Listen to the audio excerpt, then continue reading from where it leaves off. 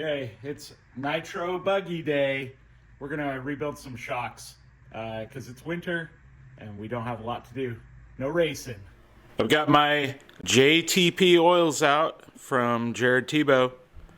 And so the shock rebuild on this is gonna be similar to a lot of different 8th scales and even 10th scale buggies. It's got a cap. The really cool thing about these kyosho shocks is that little set screw right there. That is the bleeder. Makes it a lot easier to rebuild and fill these shocks with fresh oil. Makes it easier to work on the cars. Right.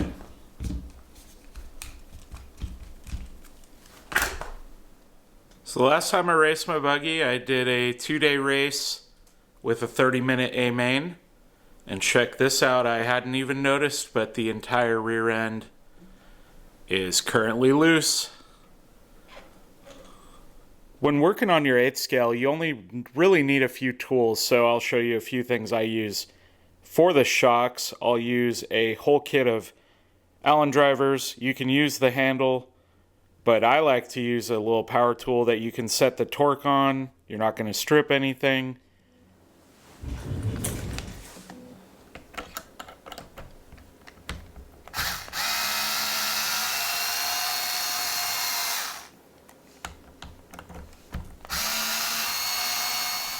So for a kyosho, to get the shock off, you're going to undo the nut that retains the top of the shock to the shock tower. And then at the bottom, you're going to have this set screw right here and a long pin that runs through the bottom of the shock. You're going to have to back that set screw off. You can then pull this pin out and it'll release the bottom of the shock for you.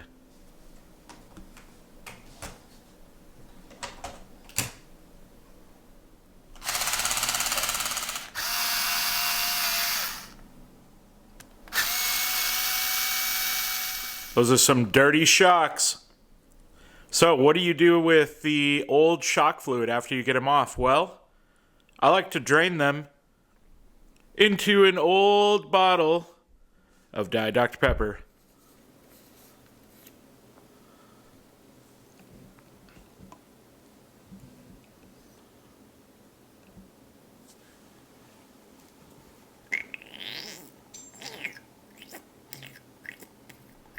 So you got your shocks off.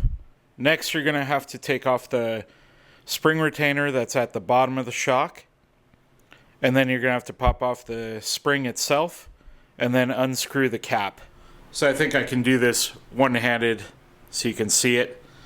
So you just pull up on there. The shock retainer will come off the bottom of the spring and it will fall off. And then you can just get the spring off. There you go. So something I made to hold the shocks while I'm working on them is a shock holder. I simply just 3D printed that with my 3D printer. 3D printed some collars for different size shocks, and there you go. You got a nice shock holder.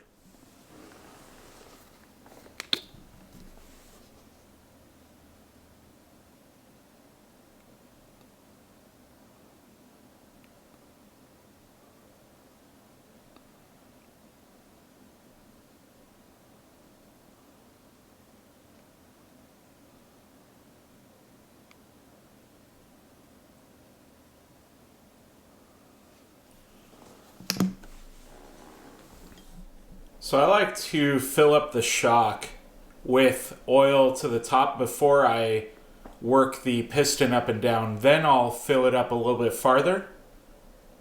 And then I'll go ahead and slap the bleeder cap on. So what you'll see right there is bubbles coming up from inside the shock fluid. So you'll want to let them sit for probably 5 minutes or so all those air bubbles have come to the surface and they've popped. So now what I'm going to do is take a shock cap and I'm going to put a shock cap onto the top of the shock and I'll show you how the bleeder cap works. Okay, as you can see right here, that is the bleeder cap screw. I'm going to go ahead and I back that off just a little bit so that some air can come out, and shock fluid can come out of there too. What you're gonna see here is when I tighten down on the shock cap, you should see some air and some fluid come out of that hole there. And then you also will see some coming out of the bleeder screw. You can see that. So I go ahead and press the shock all the way up into the body. See how it doesn't rebound. I'm still not all the way tight on the shock cap, but that's pretty good. So I'll tighten that down, and I'll tighten the screw down. And you might have to do this a few times. So you can see some fluid came out of the bleeder cap, and then fluid came out of here. And you'll just... So I'll show you that again with this next shock.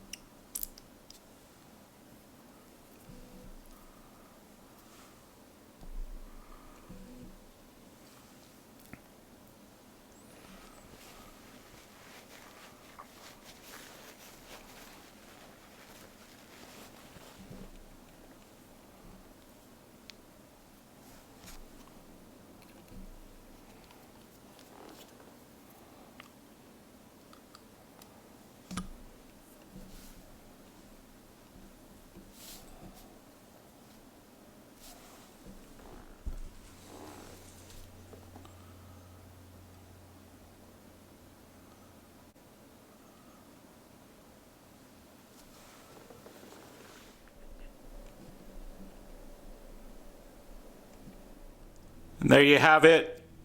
I put the shocks back together just in reverse order. And now I'm back on to rebuilding the rest of the car for this next race season.